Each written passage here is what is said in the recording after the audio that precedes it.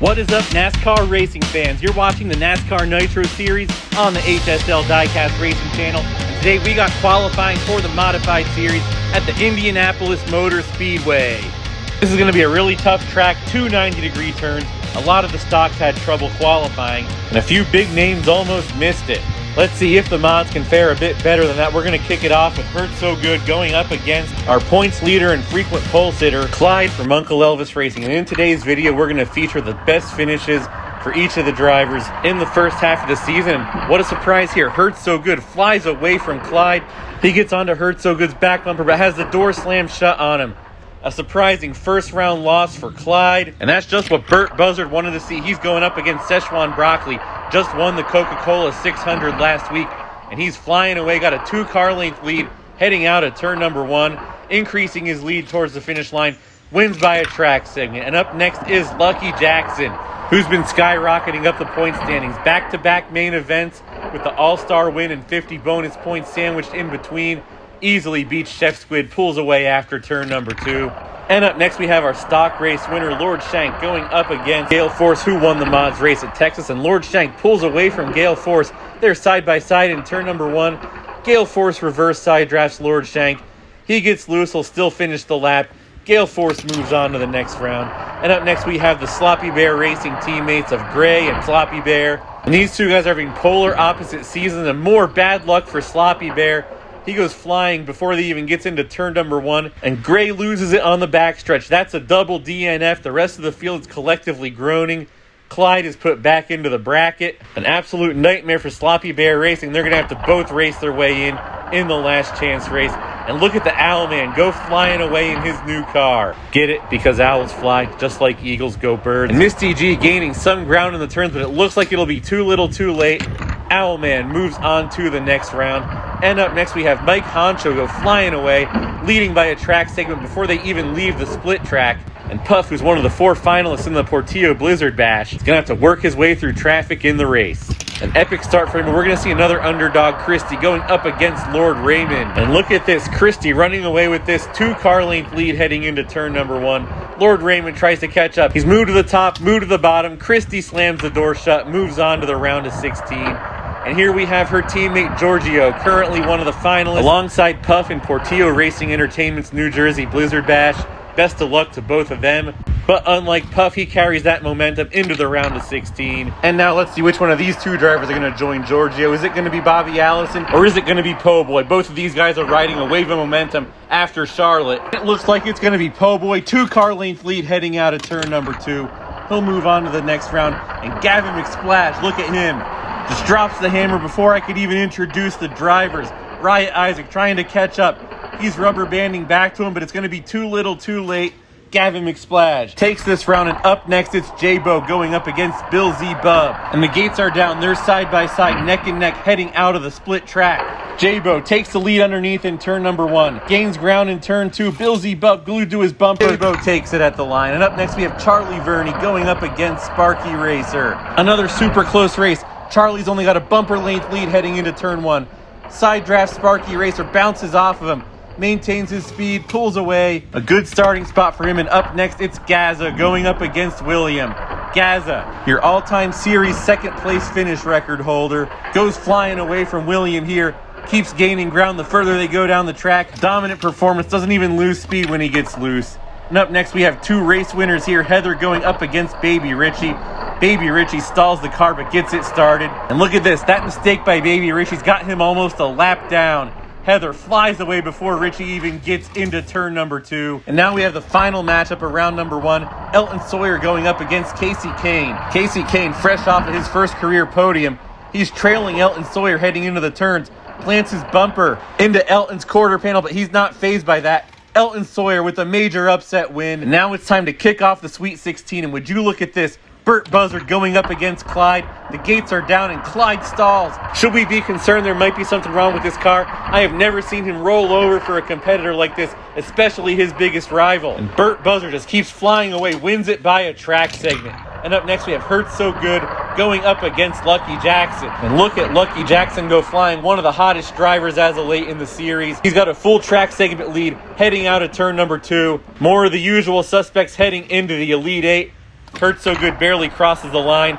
And now the Owlman just got eliminated from the Portillo Racing Entertainment New Jersey Blizzard Blast. He's got a chip on his shoulder. He's driving angry. Two of his competitors are still in the tournament. And Gale Force's Hail Mary backfires. Owlman moves on to his best start so far in the series. And look at Mike Honcho go flying.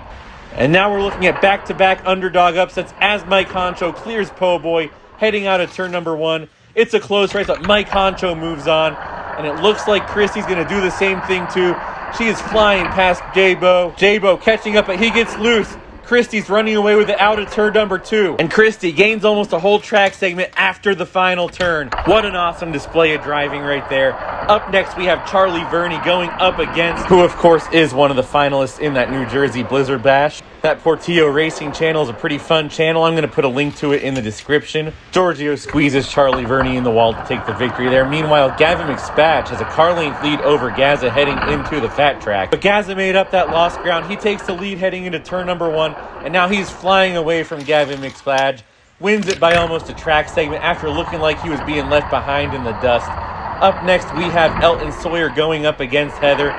And this time, I don't think Elton's got enough to pull the upset. Heather continues to gain ground in the turns. Elton Sawyer gets loose trying to make something happen in DNF. Heather moves on to the Elite 8, which is going to be kicked off by Owlman in his 80s Ford Thunderbird. And he's got a tough matchup with Burt Buzzard in his 90s Ford Thunderbird. He is not letting go of Burt Buzzard's back bumper there. The best challenge Burt Buzzard ever got so far on his road to the Final Four. And up next, we have G-Force Racing's Chris has a 2-car length lead over Lucky Jackson heading into turn number 1. But Lucky Jackson's not giving up, searching for an opening. Kirsty makes the car 2 lanes wide, moves on to the Final Four, her best start to a race so far. And now it's the Po' Boy and G-Force teammates going up against one another. And Giorgio holds on to the lead heading out of turn number 1. Po' Boy tries to find an opening. He doesn't. Giorgio moves on to the Final Four. And our final matchup is a battle of 2-car number 10s. Heather and Gaza. Both of these drivers have taken a tumble in the points after a hot start. A great start for both of them, but it looks like Heather's going to have the advantage in this one. She moves on to the Final Four, going to face Giorgio. Meanwhile, Burt Buzzard goes up against Christy, and Christy's about to pull off the upset. A full car length lead, but she can't clear Burt Buzzard. It's not over yet. Burt Buzzard goes off the track in DNF. Christy's going to be racing for the pole, and we're going to see who her opponent's going to be. Is it going to be Heather, or is it going to be her own teammate? And the gates are down. Look at this. They are still side by side. Middle way of the turns. Heather body slams Giorgio into the wall, takes all the wind out of his sails. It's going to be Heather and Christy racing their way to the pole. The gates are down. They are side by side. Christy has a bumper length lead over Heather heading into turn number 1. They are still side by side coming out of the turns. Christy gets caught on the wall. Caution's out for an El Recco. Christy's on her roof. She'll be starting second place. Heather wins the pole position. And now this is the consolation bracket to avoid the 2-time loser section, trying to salvage an okay-ish starting spot. And Szechuan Broccoli's running away with it. This is a nightmare qualifying session for Clyde. Now let's see if Misty G can avoid the same fate, and it does not look like it.